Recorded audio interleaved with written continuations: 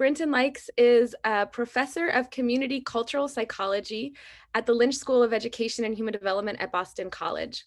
Her research focuses on the effects of state-sponsored terror and organized violence, human rights policy and mental health interventions, participatory action research, gender, culture, and theories of the self, and community-based strategies for change. And she has published widely on all of these topics.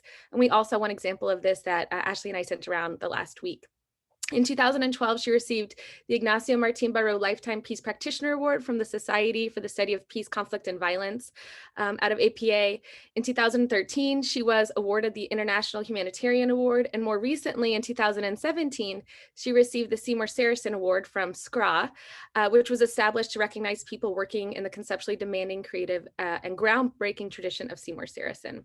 She also has a recent book out that I just wanted to note with Dr. Allison Crosby that focuses on sexual violence and healing. And if anyone is interested in thinking about PAR and doing PAR and its role in transitional justice, please check out her book. It's called Beyond Repair, Mayan Women's Protagonism in the Aftermath of Genocidal Harm.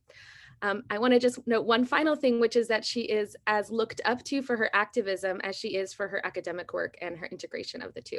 So I'll leave it at that, but please, Dr. Lykes, take it from here. And about halfway, as I said, I'll kind of open it up for Q&A. I'll try to facilitate that since it's so awkward on Zoom. I'll try to do that in an organized way. Thank you all. Oh, you're muted, Brinton. Thank you, Rachel, very much for that generous introduction, and thank all of you for this invitation. Since we're a relatively manageable size group, I'm wondering if I could ask people to introduce themselves and to say just a half a minute about why this particular topic is of interest to you, or what is of interest to you about this general topic, since you all are an ongoing gathering and are doing incredible work. Is that okay? Maybe if someone could start and then just ping it to the next person you see on your screen. I will go ahead and start, and thank you for that. I'm Ashley Leanne. I'm the other co-chair of this interest group, and we have been fortunate to have some really, really great guests in the last few meetings, so we're excited for this. Rachel and I have been talking since, gosh, I think since we took over for this group about including these kinds of topics. I think that one thing as undergraduate educators is that we know everybody's in a different location, and geography certainly plays a difference, and our institutional settings play a difference, but how to approach topics around race and anti-racist pedagogy and really integrating that into our teaching is something that we've been really passionate about including over this year. So we're excited to have you. And I know all of us are at different institutions where this is embraced on different various levels. So I'm kind of curious to hear from others if there have been obstacles as well. I will ping it. Let's see, Rachel, you already went. I'll ping it to Elizabeth. Well, thank you. And Brinton, I'm just a big fan. So it's really, it's good to see you. And I'm also working with undergraduate students and thinking a lot about participatory action research. And so thankful for your work, and I'm glad to be here. And I will pass it to Danielle. Hi, everyone. I'm Danielle Kopfelt. I'm an assistant professor of community psychology at California State University, Long Beach, and I'm also a fan of Brinton. Hi. And I teach courses on community psych of women, qualitative research, and my research team here is engaging in participatory action research as well. So just thought I'd come in and hear what folks are doing in the classroom also. Thanks. Danielle, can you pass to someone? Sure. Bill. Hi, I'm Bill Flack. I teach at Bucknell University, which is a medium-sized liberal arts place in central Pennsylvania.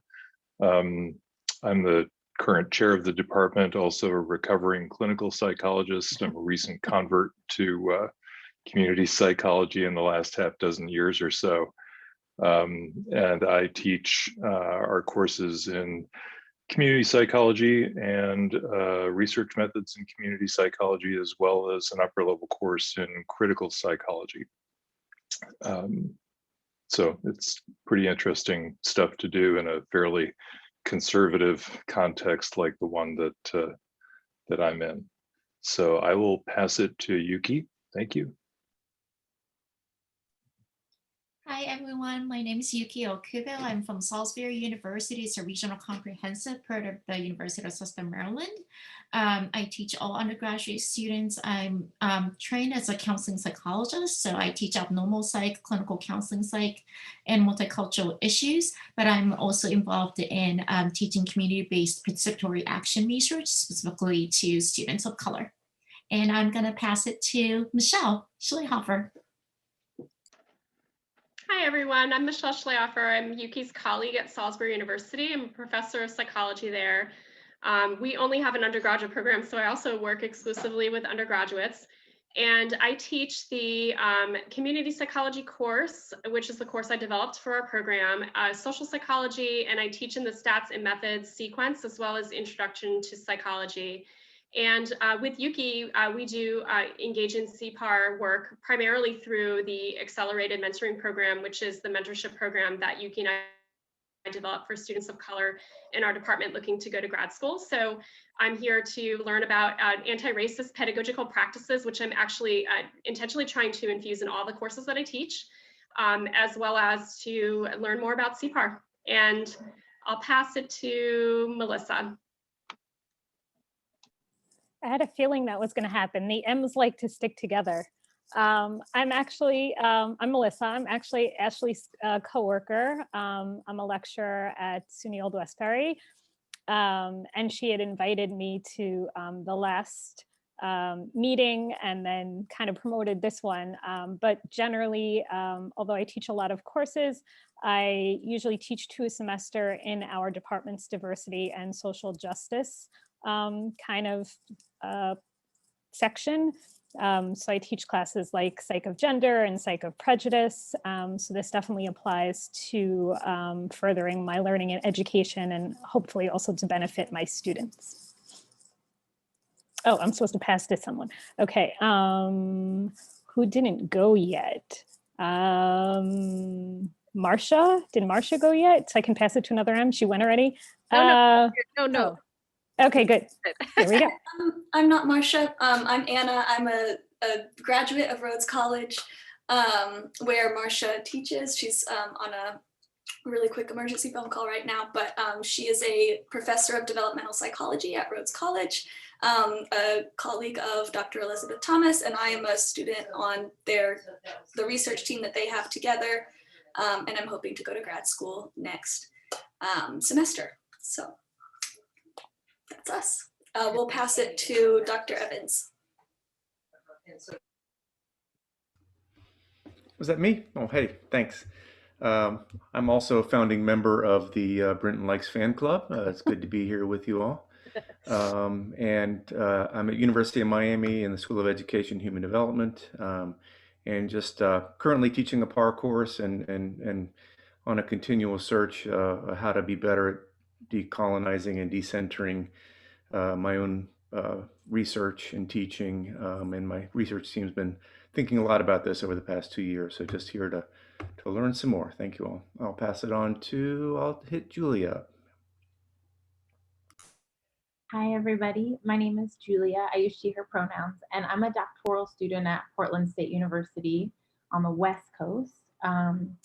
And right now, somehow I have gotten myself into teaching a 2-term community psychology capstone that has a theme of disrupting systemic racism at our university. So I feel extremely lucky to be teaching that course. Somehow somebody gave me permission to do that for my dissertation. And we're trying to use action research to take a look at the systems that are at play within higher education and use it to disrupt systemic racism. So anything that I can soak up today as I continue my journey of learning how to be a better instructor would be awesome. And if anyone else wants to chat afterwards about any advice that you have about doing course-based PAR, then I'd love to hear it as well. Awesome. So that's me. I'm going to pass it over to Andrea. Hi, everyone. My name is Andrea. I am a doctoral candidate at the University of Illinois at Chicago in the Community Psych program. I'm a teaching assistant for a course-based PAR program that is very much PAR in practice, but not necessarily explicitly PAR. We kind of are very experimental in what we do. Currently, we're doing like an action research project, collaborative class project on safety at the university. And yeah, kind of like what Julia said, I'm here to kind of like try to learn as much as I can and making this work even more critical. I'm also preparing to teach my own course in community psych next year. So definitely trying to learn a lot. And I'm trying to see who still needs to go. Jen or Lauren? Yeah. Okay, Jen maybe, and then maybe Lauren, and then we can a couple others. Yeah. Perfect. Yeah. So I'm Jen Rushman. I'm at the College of Idaho. I teach community psychology and social psychology and qualitative methods. And yeah, I don't fangirl out very often, but Dr. Lykes' work has been so important to me for so long. So I'm just really excited to be here and to hear from her. So I'll pass to Lauren. Hi, everybody. I'm Lauren Cattanio. I am on the faculty at George Mason University in Fairfax, Virginia. I am a community psychologist at heart, doing subversion in a clinical psych program. So Bill, I understand, I am not in recovery, but I am underground. And I do a lot of teaching at the undergrad and grad level related to racism and anti-racism. Most recently, I've been working on a task force to develop curriculum that will eventually be required of the undergrad student body. Classes called Foundations for Building a Just Society. I'm also creating courses for the grad program. So I'm involved in thinking about and applying anti-racist pedagogy in lots of spaces, and I'm excited to hear from Dr. Lykes about her work. Okay, Rachel, are we? I think Serdar just joined us, and Archana, I'm sorry if I'm not pronouncing your name correctly, are the last two. Hi, I can go. Thank you, Rachel. Yeah, my name is Archana, and the pronouns I'm accustomed to are she, her, hers. I am a graduate student on hiatus from Pacifica Graduate Institute in the Community Liberation, Indigenous, and Eco-Psychology program.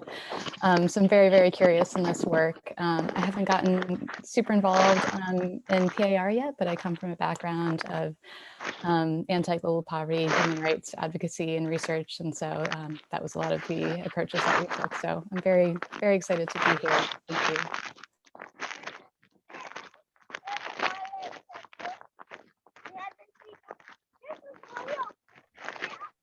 I'm not sure, Serdar, if you're going to do introductions, or if not, if you could just mute yourself. I'm not sure.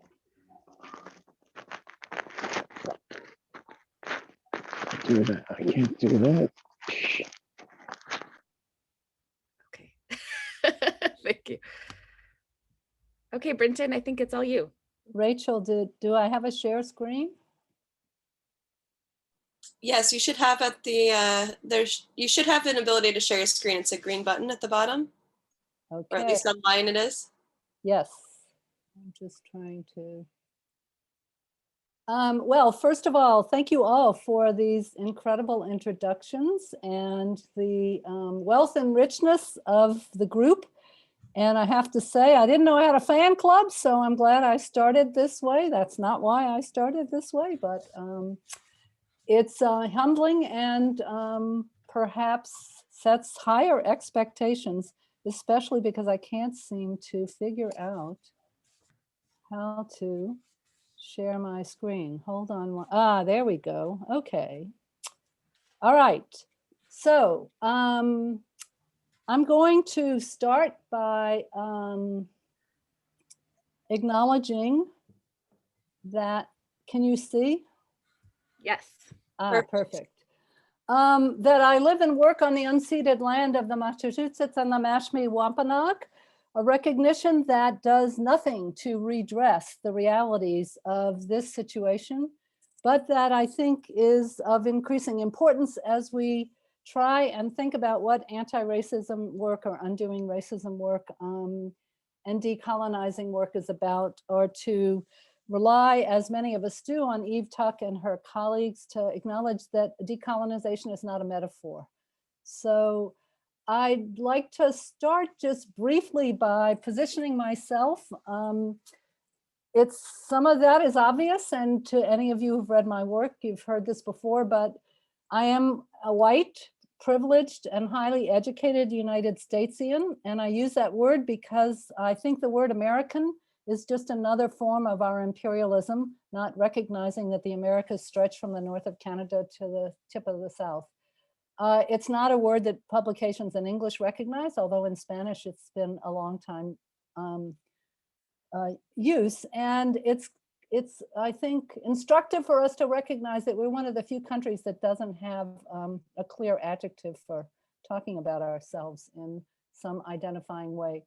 And I benefit, as do many of you on this call, not all of us, but from the hegemonic power of Northern academics to know the so-called decolonized other of the global South. That's a sort of understanding of oneself that is in process. One constantly is relearning the multiple ways in which one benefits from this positionality.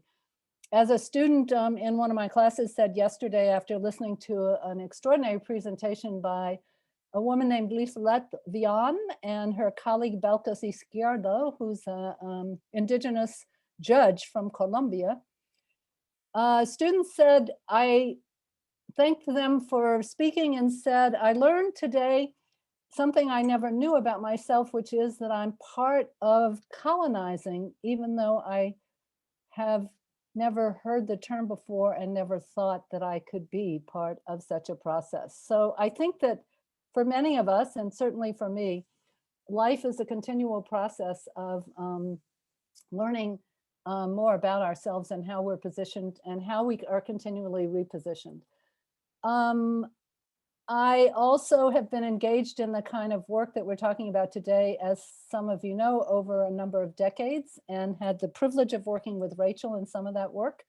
And I have sort of drawn on and been informed by some ideas, including Paul Farmer's notion of pragmatic solidarity, a term that those of a certain generation encountered many decades ago in thinking about trying to transform the relationships between the United States and Central America. Farmer adds the term pragmatic to it. Some of you in education might hear the echo of Dewey in that term. I also hear the demand for praxis and for remembering that our work is intellectual, but it also is materially grounded and based and has to have implications for the people with whom we are work. And also the word of a woman named Barbara Dubois, who was an early feminist psychologist, and I was actually an interviewee in her project many, many decades ago when I was at Harvard Divinity School working in counseling psychology with low-income communities. And she talks about passionate scholarship. And she was one of the early folks for me to introduce the notion of critiquing from the affective side of life, this notion of scholarship or scholarly production being somehow objective and somehow uninvolved and distant. Then I draw some on the work of liberation theologians, including Gustavo Gutierrez, and of liberation psychologist Ignacio Martín Baró. And most recently, some of the work of a physicist by the name of Karen Barad, who writes about what she calls ethico-onto-epistemologies. And I'm going to talk a little bit more about some of that as we move forward. Within this positioning, I really seek always to reposition myself through problematizing the encounter between a United Statesian self and the so-called colonized other, to critically interrogate my systemic privilege as well as structural white supremacy, and also to try and contest the circulations and interlocking relations of power, including those in patriarchy, racism, classism, ableism, etc. These are big challenges, and I think we might share them ideologically and politically. How we operationalize them and how we teach and do research from those positions is challenging. And it's a work in progress from my point of view. I grew up in New Orleans, Louisiana, and I have been based in Boston for really 2.5 decades, with the exception of maybe 5 to 7 of those years. I lived in South Africa for a few years, in Northern Ireland, and in Guatemala, particularly in the rural highlands of Guatemala.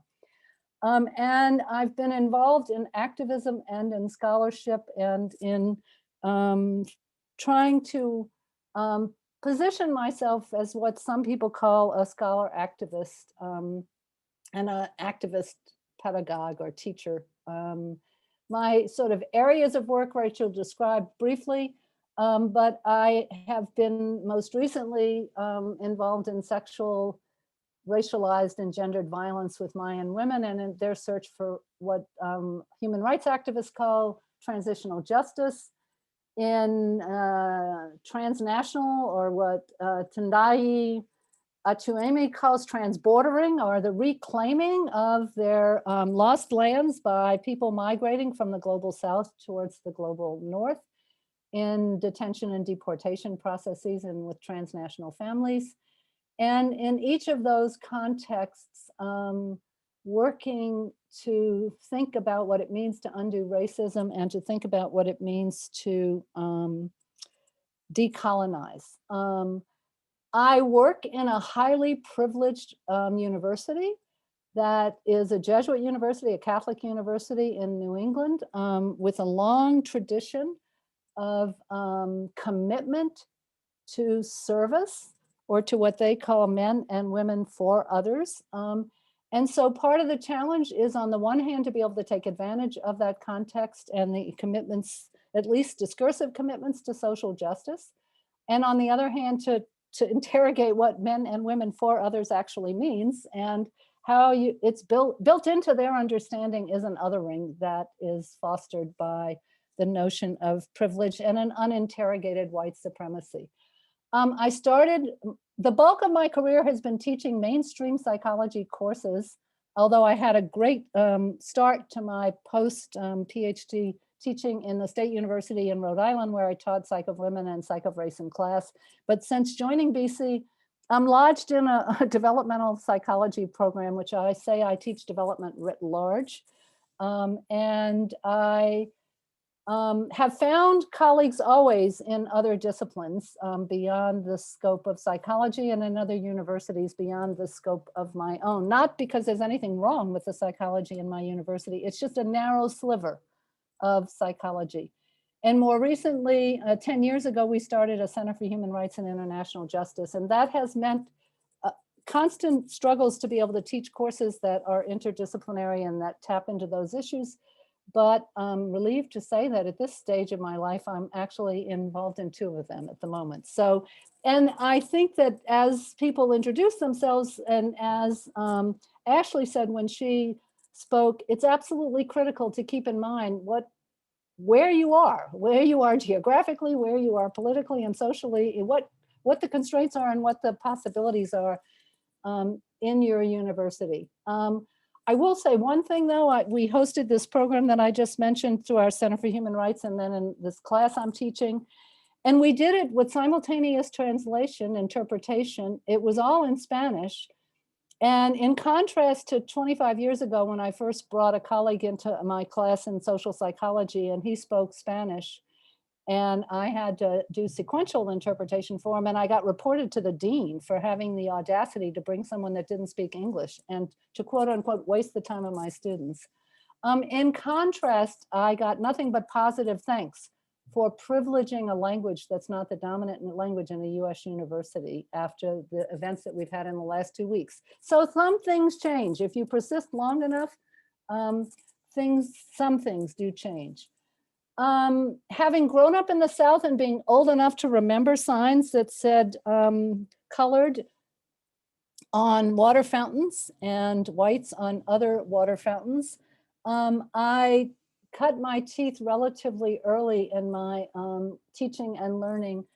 Not an understanding of white supremacy, but an understanding of racism and an understanding of what we would now call the intersections of class and race issues in New Orleans. Some of that came through work through the YWCA and through women's organizing in the greater Boston area. But about 20 years ago, I made connections with a group in New Orleans called the People's Institute for Survival and Beyond.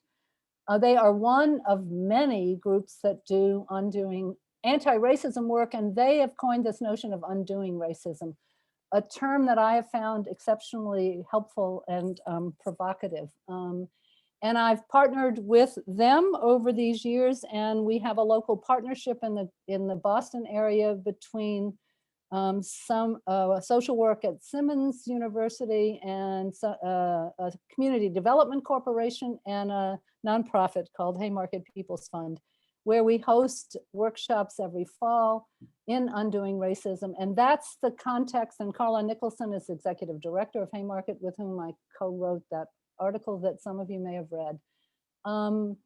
I backed into that relationship in terms of its impact on my life, and that I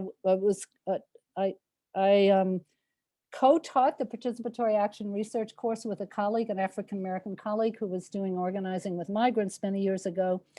And she was appalled at the idea that I thought Boston College students could actually get involved in local Boston organizations without being first trained in undoing racism and trained in understanding what racism is. And for me, that's been a lifelong lesson, is the ways in which privilege allows us to make assumptions about people and things and places that really are lodged deeply into our own social locations and not into how those with whom we think we're going to be accompanying or facilitating or collaborating live and work. But this is just briefly some of the core of their training. I'm not going to go into it, but if you don't know their work, I recommend it to take a look. They do workshops. Actually, they have a group on the out in the Seattle area, and they do work all over the world now. But it is very much focused on the notion that if we don't understand the history of enslavement, and if we don't understand the story of anti-Black racism, we're not going to be able to connect to other systems of oppression. And that's something that those who are intersectional advocates and scholars don't always resonate with. So it's not for everybody. I have spent many years of my life connected to rural Guatemala and encountered and worked in and around and through systemic and structural racism there, particularly against the Maya, but also against the Garifano and other peoples of color there. And unfortunately, in the horrific context of the 20th century's articulations of colonialism through genocide and massacres, and then more recently in terms of extractive industries and other forms of a continuum of violence. And often that work has had very much to do with women's lives and children's lives. So why participatory action research, and what does it have to offer us in terms of our teaching, and what does it have to offer us in terms of our scholarship, and what does it mean to try and teach it in some kind of an anti-racist way? This is kind of the way of thinking about it that I've articulated over a number of years. And some of that is in transition at the moment, but it's an iterative process, and it has a lot of reflexive movements, reflecting on action towards theorizing, reflecting on theory towards taking other kinds of actions. But I started with trying to understand the communities and the people with whom I was trying to work. And this table, which I developed when I was working with a group of health promoters while the war was still going on in Guatemala, was an attempt to look at some of the traditional practices and beliefs of Mayan communities, some of the strategies that I had learned from collaborating with Argentines, working with children of the disappeared in Argentina, and Chileans working with children of political prisoners in Chile, and Ignacio Martín Baró working in El Salvador. That is the use of creativity as a resource for facilitating group processes, and also as a potential strategy for systematizing knowledge. And the three dimensions that this work unfolded on have to do with play, with drawings, and with words. And for those of you who are clinical and counseling psychologists, I've often been a skeptic of that sort of branch of psychology. Although I've deeply respected the intellectual traditions underlying a lot of the ways in which clinicians think about that. That is, I'm ironically a fan of psychoanalytic theory and of sort of deep thought and deep structures and what they have to contribute to our understanding. But I'm a fan of it from the point of view of how ordinary people in our ordinary lives perform it through our bodies, through our play, through our traditions. So this for me was, with the help of rural Mayan health promoters, I developed these ideas. But they're in boxes, and I would say that this is how I thought about things. Like I was trying to see what's the intersection of ways of knowing and of knowledge systems that come from different points of view. And I saw it as a potential way of facilitating collaborative work. I see teaching as a potential way of facilitating collaborative work. So out of those processes, I sort of latched onto this notion of accompaniment. Archana is at a program at Pacifica with Mary Watkins, and she talks a lot about now mutual accompaniment, but it sort of worked her way through psychosocial accompaniment. There's also an Indian Spaniard who I studied with when I was at Harvard Divinity School named Raimundo Panikkar, who talks about standing under. Like he takes the word understanding, it makes sense in English, and he takes it apart and then he flips it and says that we have to be able to stand under somebody else's experience in order to really begin to walk alongside that experience. And of this, I think I would highlight the importance of curiosity and appreciation for diverse ways of knowing. The more we can cultivate our curiosity, I think the more possibilities we have for trying to develop some ways of working across what are deep ideological and political chasms. Most recently, I have been introduced to this notion of decolonization through scholars of the Global South. I don't like any language that we have available to us to divide up the world, but there's no denying the fact that there are different epistemologies, and that the epistemologies, what Del Suso Santo calls epistemologies of the South, bring different ways of knowing. This is a one way of rendering it that the Magistrado Belkis Florentina Izquierdo of Colombia has introduced in her work as a member of the judicial system in the truth and reconciliation processes in Colombia. And I think it sort of helps us to think about some of the extraordinary differences between what you might call the logic of Western individual thinking practices and what you might call the logic of indigenous collective thinking practices. Those of us in community psychology have sort of played with these ideas of collectivity. These are diverse ways of thinking and of positioning oneself that I've been drawn to since I first started, well, for most of my life in an ironic and odd sort of way. But I've come at them in very Western North American ways because of my own education. So I think right now that my life is a lot of unlearning, or in the words of a Maya Quiche poet, Humberto Acabal, he once wrote a poem called Walking Backwards. And roughly it translates to, once in a while I walk backwards. It's my way of remembering. If I only walked forward, I could tell you about oblivion. Why? Because I think so much of life is about unlearning the ways in which many of us have been taught, and about relearning, or trying to relearn, and trying to be humble and to position ourselves in ways that allow us to do so. So just quickly, a few ideas about how to think about co-participation and co-researching and teaching in ways that embody those practices.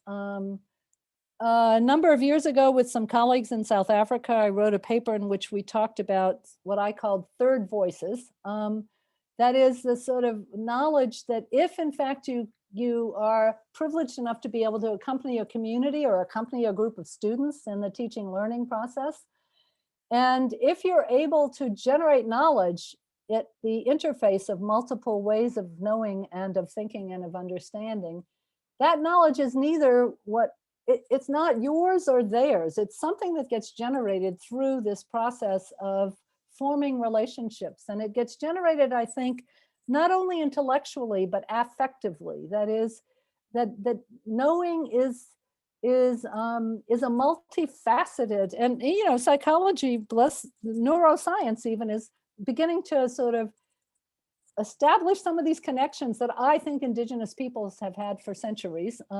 But we need to approach it from the ways in which we have to approach it. But we talked about the co-creation of something called the third voice. This is a very unsatisfying idea, and fortunately it hasn't caught on in any circles that I know of, but it's an attempt to capture what Gloria Anzaldúa talks about much more poetically and much more eloquently, and that Maria Elena Torre writes about when she talks about nos otras. That is, how are we trying to cultivate spaces where we can be who we are and we can acknowledge that we are others to each other, but we're hyphenated, we're connected in some way. I believe that this is possible, although I recognize the incredible challenges in that as a white, highly educated, Northern Hemisphere based person. And in order to have time for more questions, let me just quickly say that the paper talks a lot about teaching participatory action research with an anti-racism and an undoing racism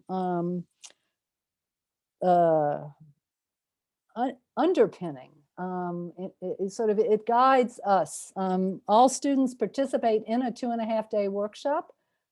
It's an elective course, and I have gotten pushback at different points in my teaching career about requiring that students actually contribute to the cost of the workshop, and also that they spend 2.5 days in a workshop that's not about research methods. But one gets pushed, as I'm sure most of you have been told, and I hope you hear it over and over again, if you get pushback from people, it means you're doing something right. And if the pushback comes, the higher up it comes from, the more you can be assured that you're doing something right. Sometimes they don't notice you, and that's lucky, but don't be dissuaded if you don't get noticed. I'm not saying you should invite pushback, but don't be shy through pushback. What I would say in terms of the participatory and action research that I've done, the field has developed extraordinarily over the last few decades. I'm delighted to hear how many of you all are teaching courses in it.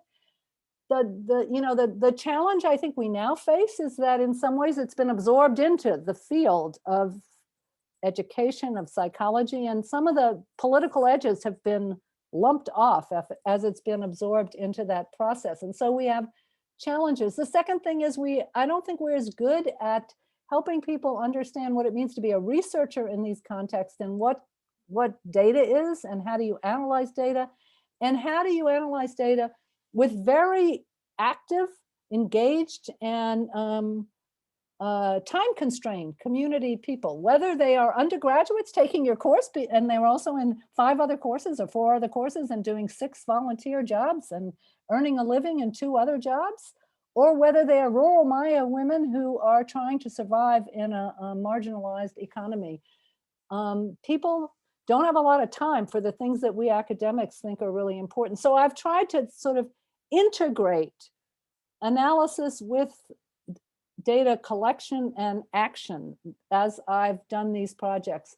And so this is an overly complicated diagram, which you can look at once you see the slides later, but it's an attempt to talk about the sort of different ways in which my work in Chahul has been iterated over many years.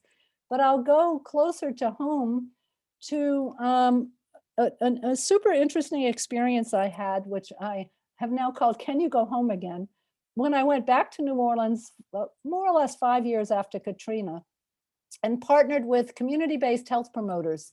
I didn't even really know that community-based health promoters existed in the United States because we supposedly have a health system that has doctors and nurses and professionally trained people. But in New Orleans, which I tell people often, if you want to go to the so-called third world and not leave the United States, New Orleans is a great place to put yourself. The community-based health system was actually developed in part by African-American women, and then more recently by Latinas.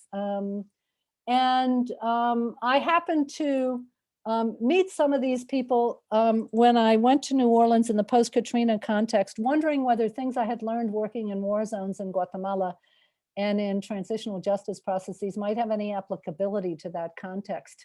And I would say that what I learned is they have great applicability, particularly in terms of action, but also in terms of discursively interrogating the ways in which we understand things, including myself. Because before I did this project in New Orleans, I had come to think that war zones and so-called natural disasters were very different contexts, and that in war zones, one could analyze with communities who had survived the human perpetrators of violence and the ways in which systems and structures had been created to support and sustain genocidal violence, as well as what we've learned from Stanley Milgram and others over the years, that any of us are capable of such horrors. What I discovered in the post-Katrina context is that there's no such thing as a natural disaster, and that it has everything to do with where we locate origin stories and what is the moment in history in which we locate these origin stories. And I think the Black Lives Matter movement and the organizing that's emerged again in the United States, among its many gifts to those of us who are beneficiaries of white supremacy, is to push us to look at the ways in which we are continuing to live the legacies of enslavement, and to force us to ask ourselves whether we've been lying to ourselves as to whether or not this nation was actually created for a multicultural, multi-ethnic, multilinguistic community to be engaged in democratic political engagements. I'm not so sure anymore. But within that context, I did have the good fortune of working with some community-based health promoters who used sort of a photography project and a photo par process to do more analysis of systemic racism and oppression as they put themselves on the map for their contributions to public health within New Orleans. So I'm going to end with a couple of okay, how do we think critically about participation? Some people really don't like the fact that I lay out some ideas that I say are good ideas and then I slam them. But anyway, here's a few things to think about. I don't want to slam them, but I think, who's in control of the research and or the teaching process? Can those of us in power ever give it up? And what happens when and I could tell you stories of when Mayan rural women took power in a research project and how I went sobbing to my, Ladino, Spanish descended friends saying, oh my God, let me tell you what they did to me. And they would laugh out loud and say, oh, yes, you're the one who's been talking about them as researchers all along. Now they're acting like researchers and you're going to cry about it. Disinterest or the lack of time. I talked about that a little before. Our desire for curative or individual level interventions against preventative or community level. If we ever needed to be forced to think about this, the COVID experience has really slammed us in new ways. The dialectic of generating interest without raising false hopes, and also the ebbs and flows of participation. The unintended negative consequences for participants or for students who speak out. the community or the student resistance can produce further exploitation or repression. And that's really an important thing for us to think about. In what ways does participation contribute to tyranny? There's great books about that particular issue. In what way might PAR, even teaching against the grain, be part of a recolonizing agenda? I had a student say to me recently, great, now that African Americans have finally made it into the hallways of academia, now you're going to tell me that these hallways really need to be deconstructed. And in what ways do PAR and critical pedagogy, do they have the depth and breadth for contributing to social movement building and praxis?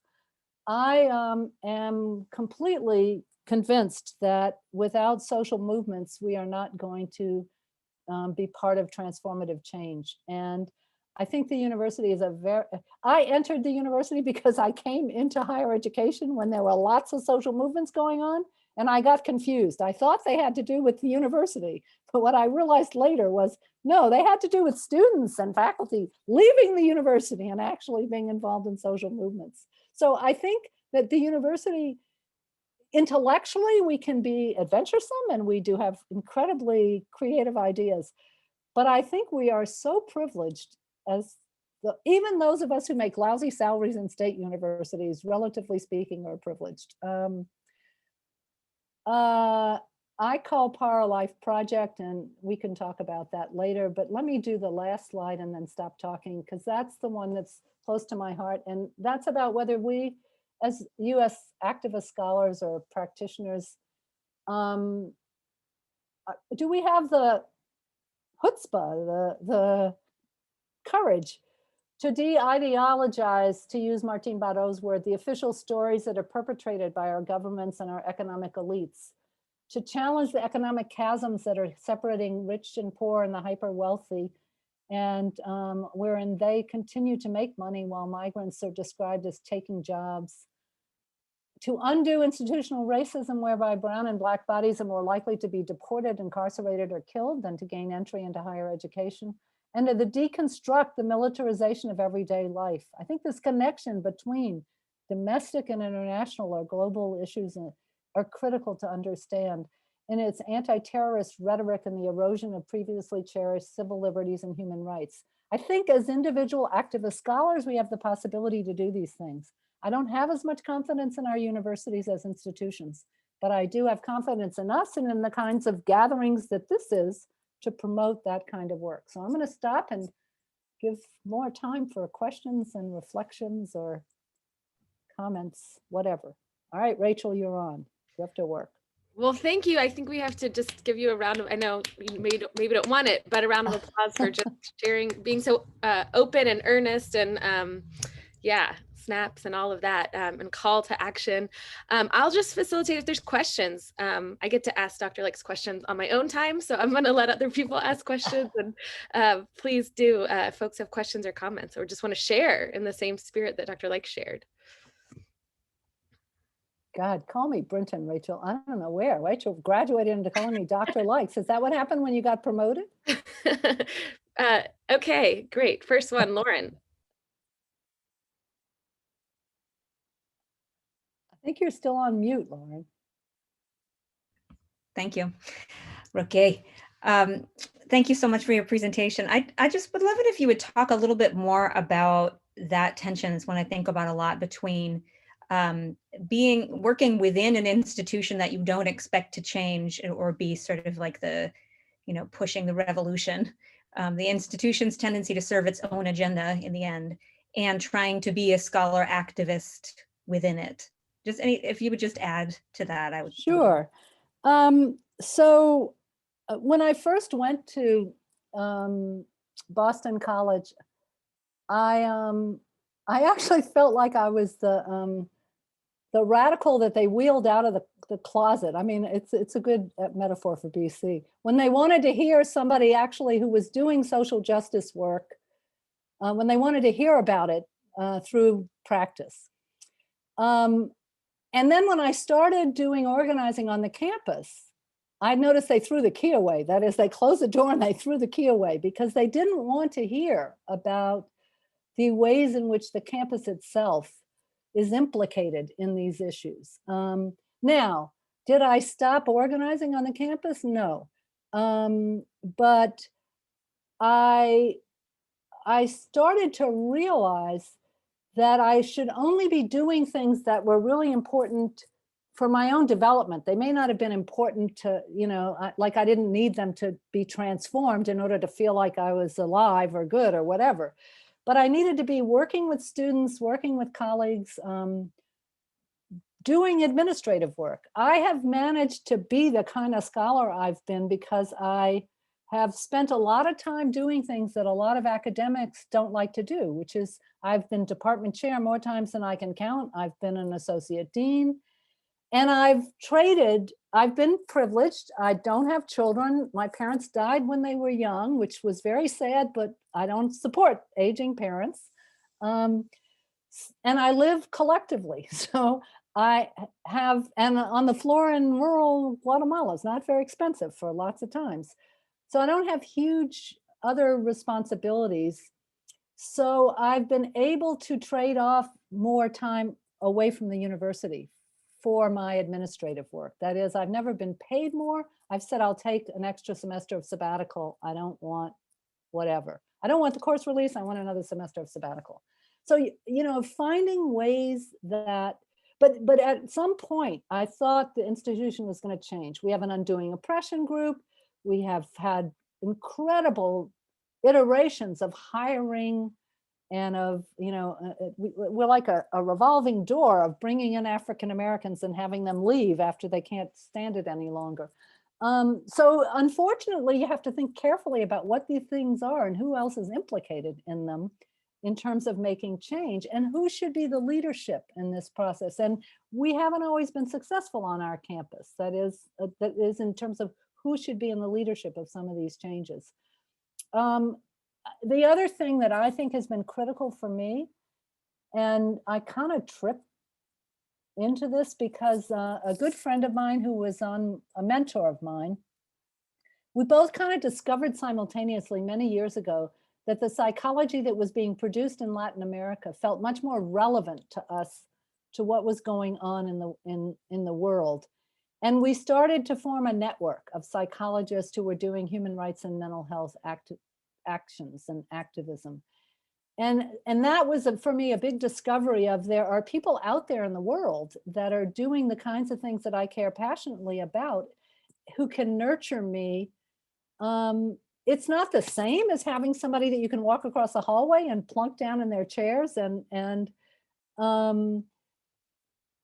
So that's another piece of it. And then maybe the third piece of it was, I laugh, I say, although she doesn't remember this, that when I first went to BC, somebody asked me what it was that I thought I was doing. It looked to them like I was doing art and activism, and I was supposed to be doing research.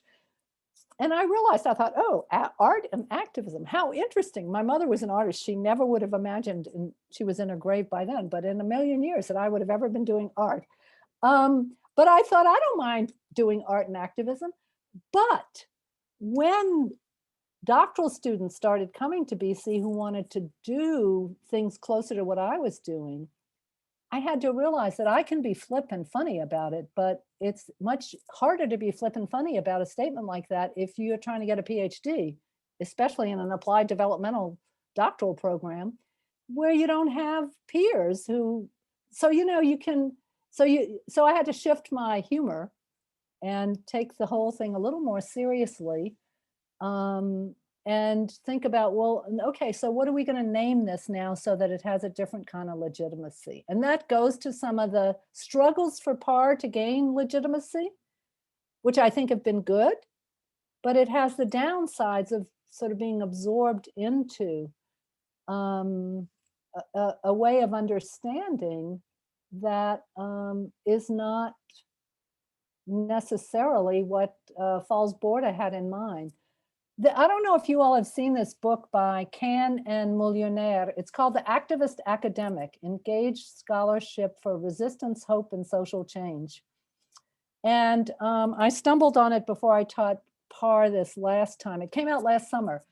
But they're two young scholars who both managed to get tenure being activist pedagogues and activist researchers. And the book is about their relationship, their friendship, at different universities, their friendships with each other, but also about how they tried to thread these issues through their teaching, but also thread them through their research. I found it a very mobilizing read for more ways of sustaining yourself in this site of contradiction, right?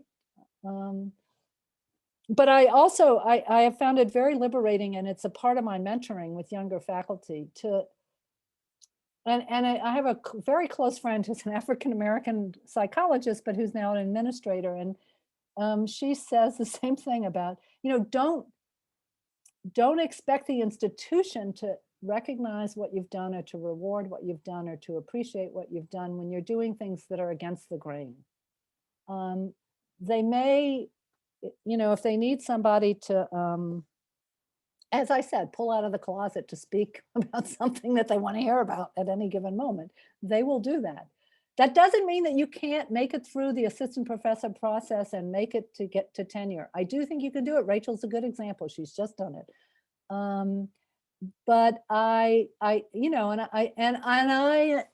mentor faculty with great care to, and I will say Boston College is good at not overburdening in terms of administrative work assistant professors, which makes it a little easier to mentor people with great care.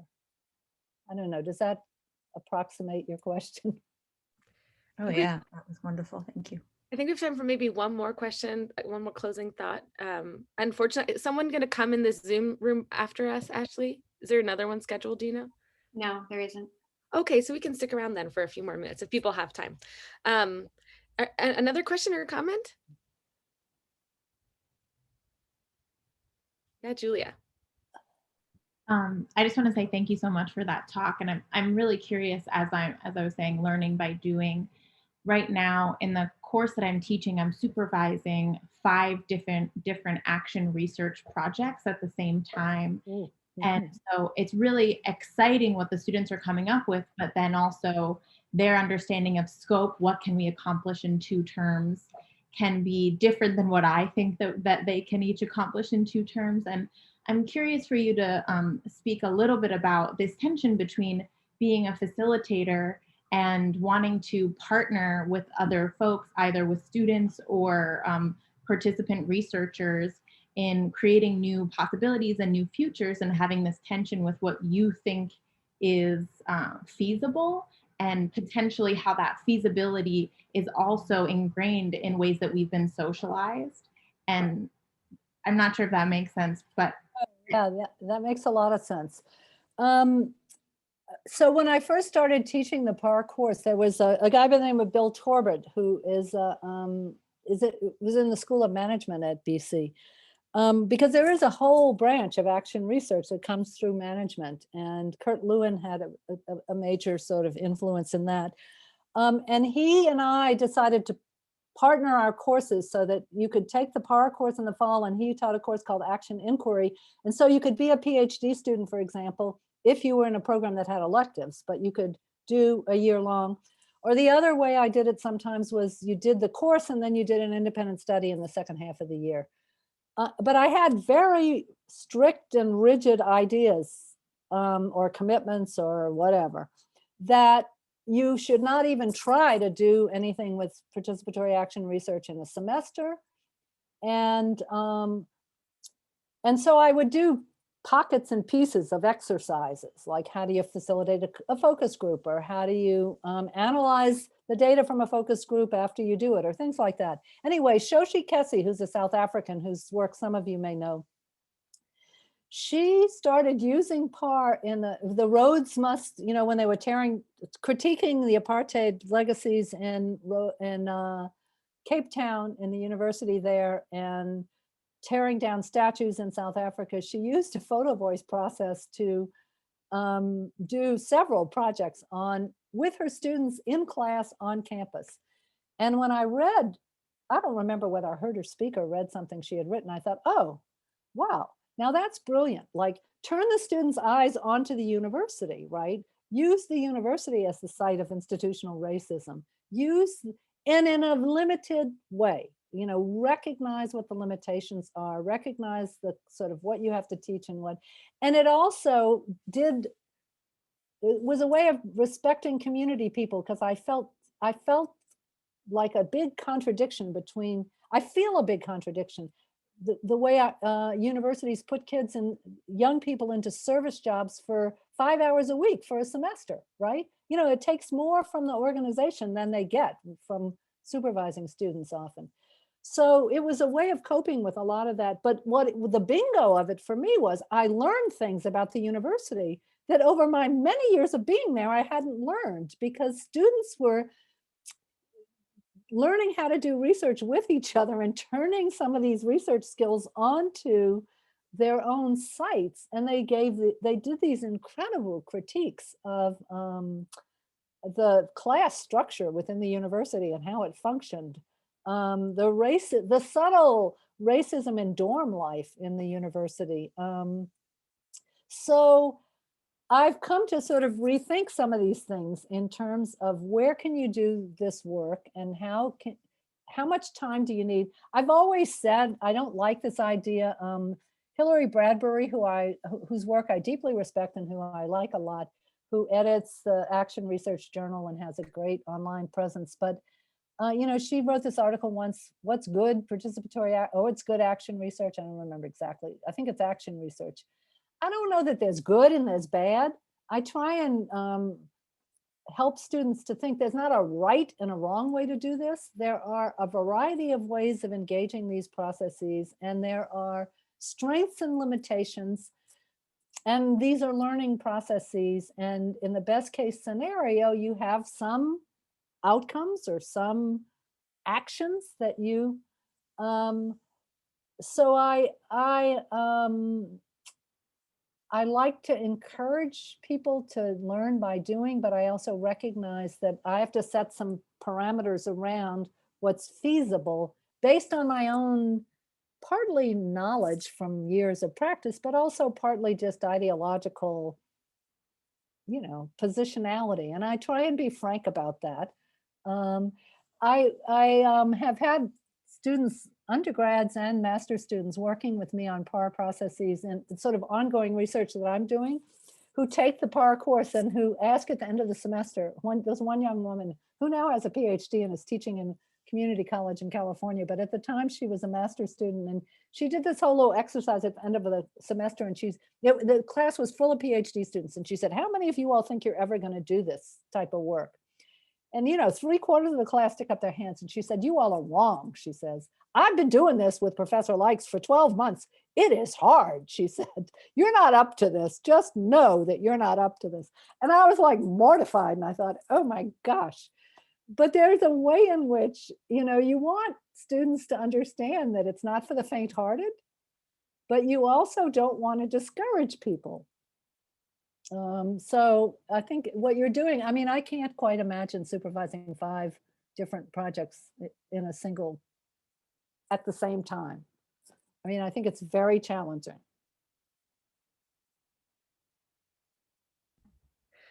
Does anyone have one closing comment? I think we said till 11, so you should probably go in a sec. But does anyone, not to take any more of Dr. Lykes' time too, but does anyone have, Brinton, I'm sorry, I don't know why I'm regressing back to the grad school days. I don't know why.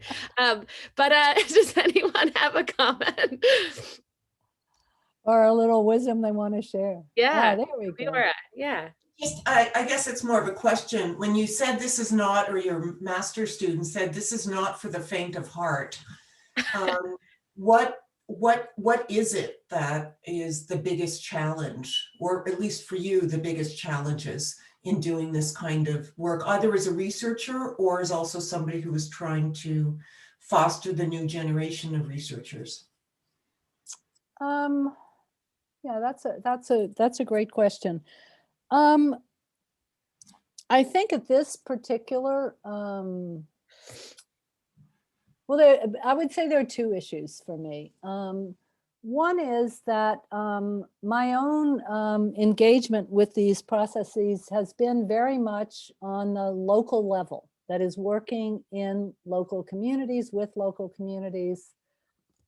In some ways, being in rural Guatemala is working in a context that, most young people in the United States would not identify a rural, geographically based community as community anymore. When they're talking about their blogs or their social media groups or their whatever. But I am increasingly convinced that very important things happen at the local level, and that leadership can be developed, that people can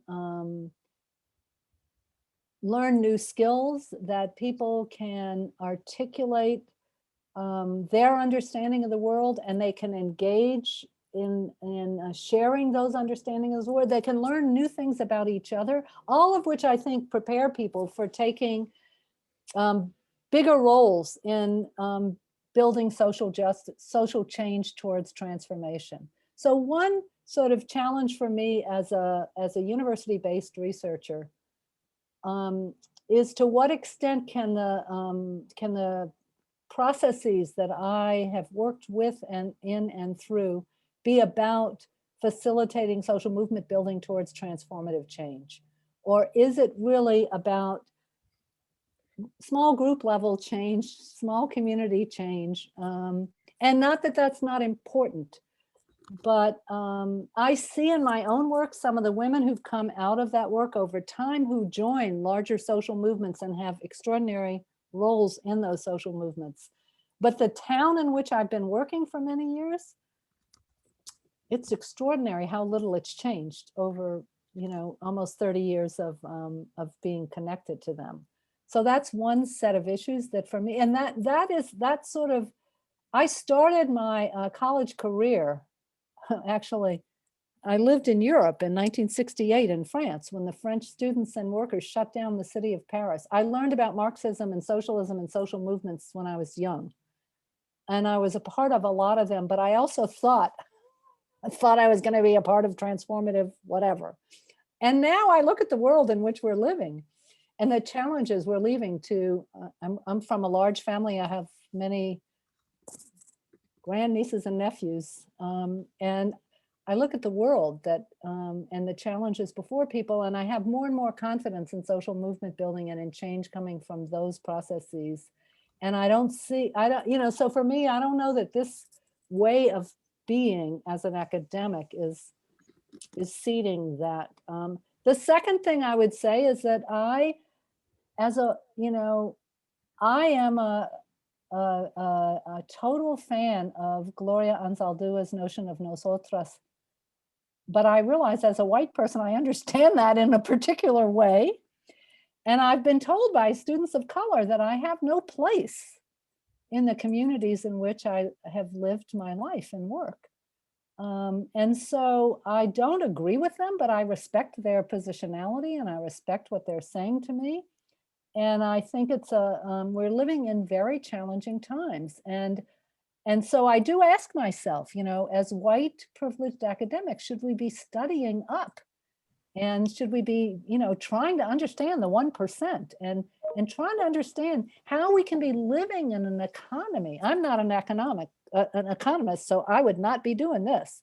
But the sort of community support that people give to each other who keep getting wealthier and wealthier when people keep dying in this country. Those are the kinds of questions that we know why we don't study them, because we know how hard it is to actually gain access to these communities. But it also feels to me like we don't study them because it's not a priority. And I hope that there are younger generations who are thinking about this issue, because I honestly,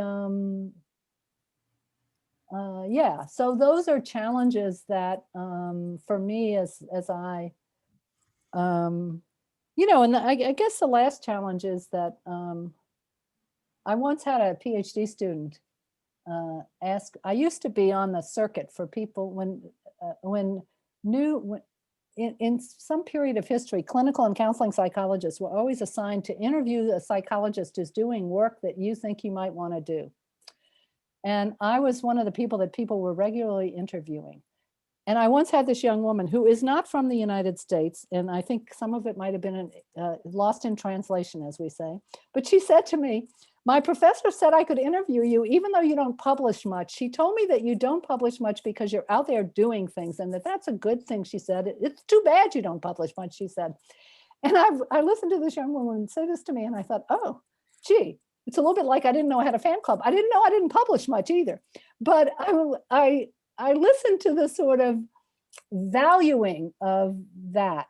And I think that that's what students are being sort of, and it's become so much more oppressive, because now, you know, people don't read your work. They look at what journal you published in, what's the impact factor of the journal, and how many articles do you have on your CV? And, you know, that is such a terrible thing to say to young people, and such a terrible hoop to put out there that people have to jump through. And I do think that we delude ourselves to think you can do that for 6 years and then, you know, and then switch, like make a big switch from one way of being in the world to another. I think we all can make switches. I was delighted to hear about the recovering clinicians or counseling psychologists who are now in community psych. So that's maybe another challenge, is sort of how to support younger scholars as they're trying to get through these processes.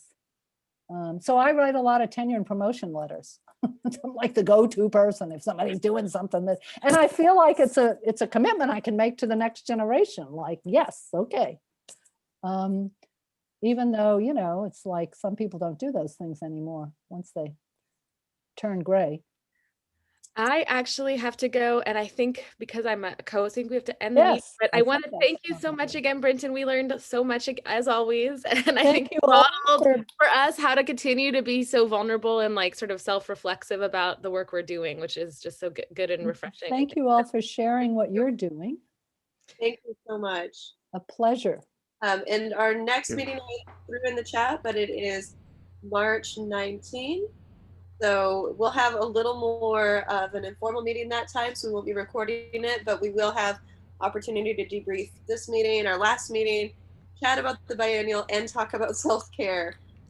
So lots of stuff thrown in one. And Ashley's about to have a baby like this minute, so we should send her our like best wishes, blessings, whatever it is.